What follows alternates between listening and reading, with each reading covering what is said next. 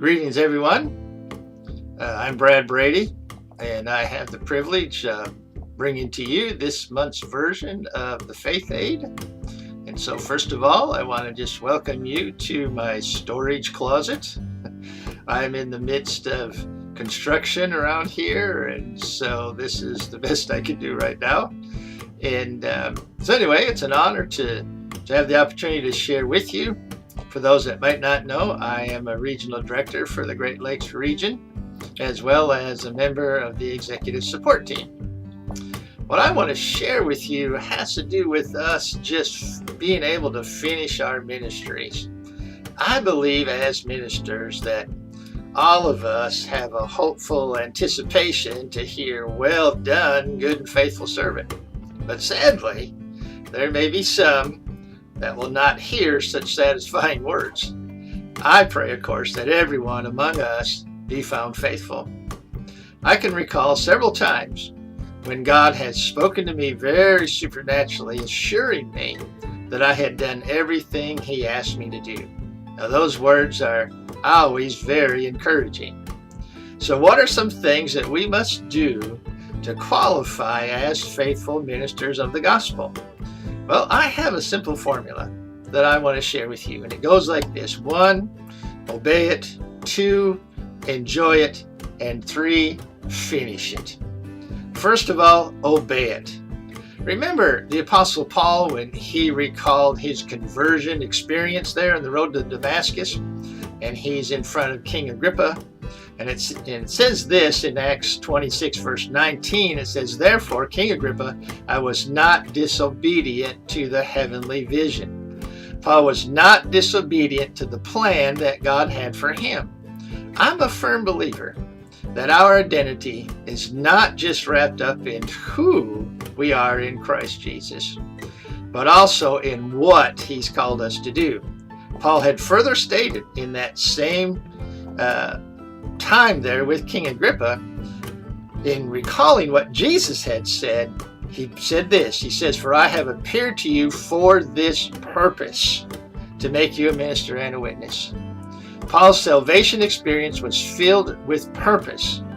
The Lord was not simply wanting fellowship with Paul, but He had a plan for his life, things that he must accomplish. And Paul was obedient to that call. I believe we too must be obedient. John had stated this concerning Jesus.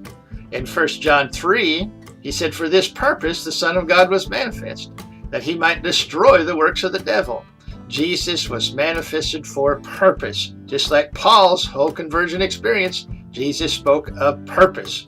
We can see in Luke chapter 2 that Jesus, as a boy, he made this statement when his parents came seeking for him.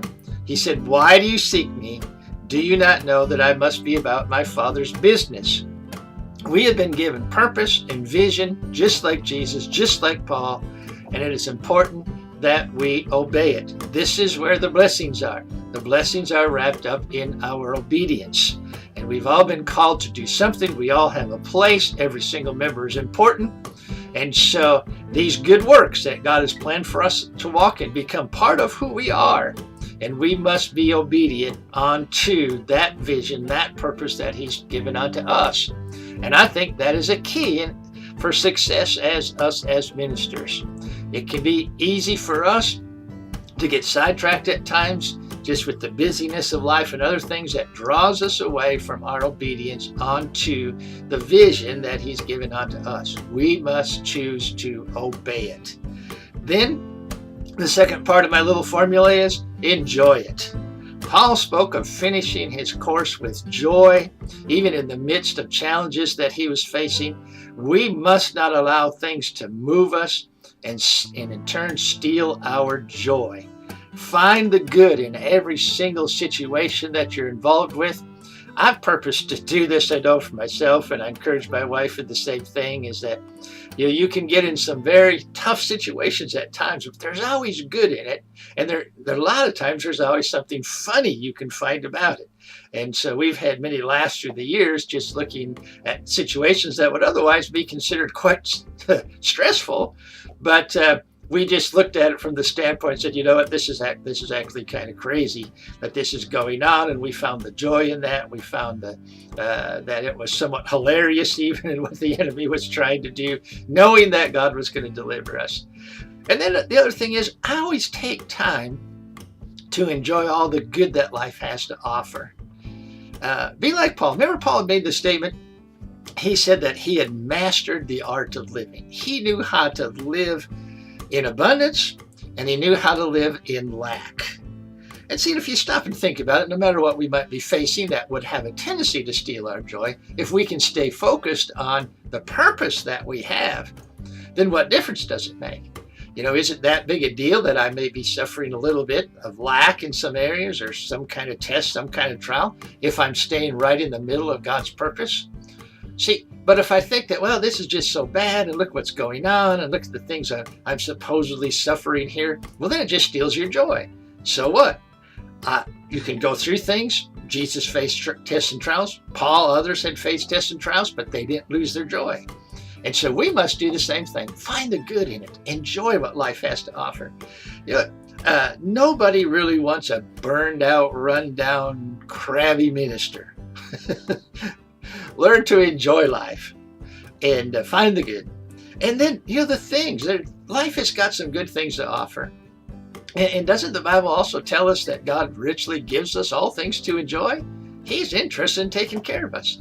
He's interested in the things that bring pleasure and joy to us. I can think of things in my own life, just little things like sitting on my porch, drinking a tea. That just brings me pleasure, and God knows that. A lot of you know that being from the North Country here, that I enjoy what the winter things that are offered to us, winter sports, things like this. I enjoy snowmobiling, and some people wonder about that. You know, how crazy is this guy that he likes winter?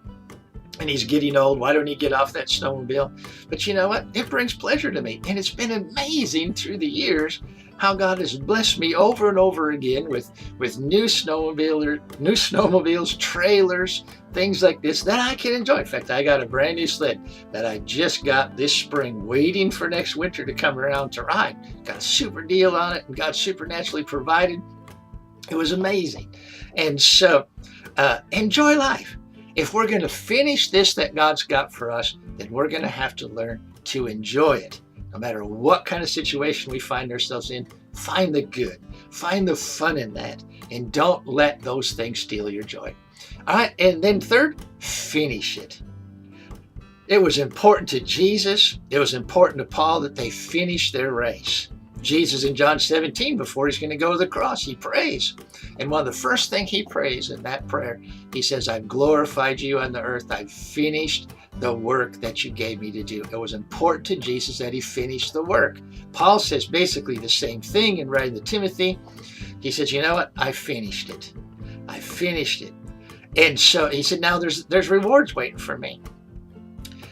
And I think that needs to be our determination. We cannot allow pressure, challenges to slow us down, to get us out of the race.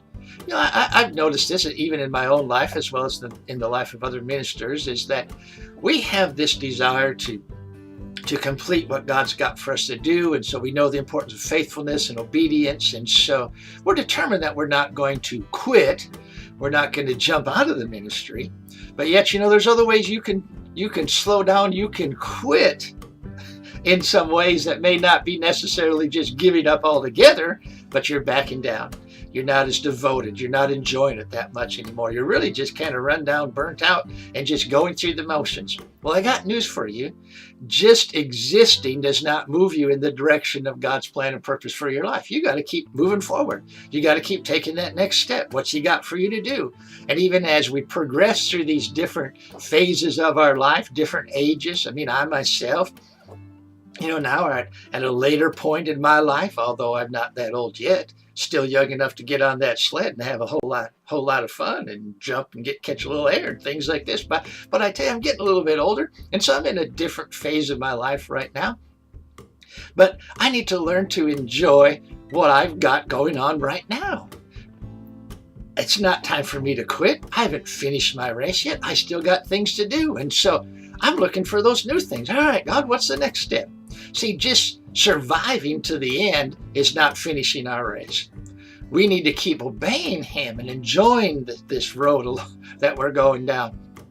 And so don't let any kind of pressure, any kind of challenges, any kind of phase that you might be in life just to get you out of the race, slow you down, cause you to quit even just a littlest bit. Research indicates that few ministers finish well. Well, that's a sad report. In other words, we've got way too many ministers out there that mean they worked hard maybe in the beginning of their ministry and through the middle, but then when the end came around, they've kind of exhausted all their resources. They were just a little bit tired, and so they're just getting out of the race. Well, I tell you, I'm determined not to do that, and I want you to be in the same place. Let's finish this thing. I mean, we got things to do, and really the time we're living in now is so exciting with what's happening in the kingdom of God. Man, God's invested a lot into us. It was interesting. Maybe some of you have heard me share this before, but there was a time really as I was starting to get into my 60s where I was thinking, well, Lord, I've done quite a few things, and maybe I can just kind of slow down a little bit. And here's what just kind of came to my heart. It was like, all right, God was saying, what? I finally got you now where I can use you, and now you're thinking about slowing down.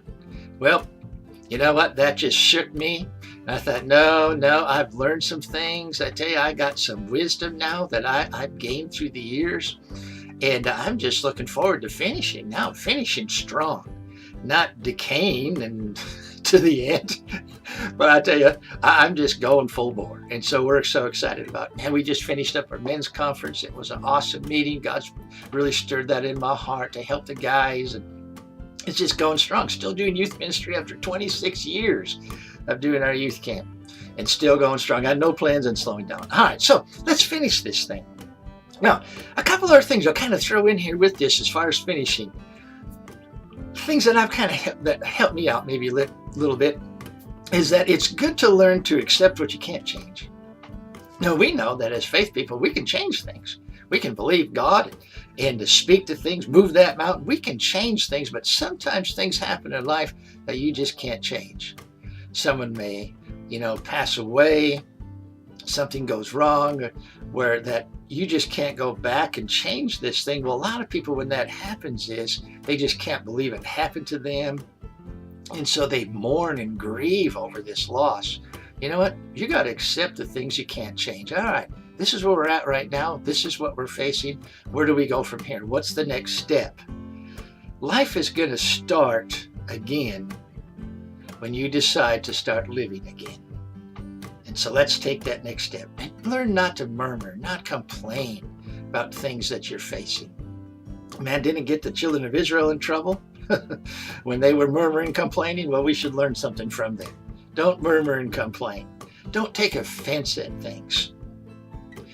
Jesus, this has always, amazed me that he died for the very people that put him on that cross. And, you can, as ministers, we can give our lives, just pour our hearts into something, and we can be mistreated and misunderstood. But don't let that cause an offense to come in you. Just keep obeying him. Do what God's told you to do. Enjoy the road along the way and finish what he's got for you. And then be thankful. Be thankful for what you have. Sometimes as ministers, we can be so driven for more in this, this drive to be successful in the world's terms. But how do you judge success? In my estimation, you judge success by being obedient to the vision that God's given you. But see, we can get so motivated and so driven that we forget to be thankful for what we do have. And there's so much blessings in our lives that sometimes we often overlook. So learn to be thankful and learn to laugh. Have fun. There's been a few times in my life where things had gotten so serious and then all of a sudden I find myself in a situation where I just have that good old belly laugh. And I'm thinking, man, it's been a long time since I laughed like that. Well, I think we need to have more times like that. Learn to laugh. And then just do what you can. See, sometimes we find ourselves in situations where it seems like, well, there just isn't that much that I can really do. We find limitations. Well, faithfully perform what you can do. If You're only preaching to 10 people on Sunday morning. Well, you know what? Faithfully perform that. Don't just say, well, okay, we only got 10 people and we sure wish we had 100 or 200 or 500 or 1,000. You know what? Be faithful with what you can do. Help the people that you can help. And that's going to help you finish your race. And then keep working on yourself. We never stop learning. We never stop growing. I like to say it this way. Just keep improving yourself. Become more and more like Jesus every single day. And that's going to help us finish our race. And then last is this. Learn to trust. Trust the author and the finisher of your faith. He began this thing. He's able to finish this thing. And so you trust him. Walk by faith. Put your trust in him. He'll take care of you.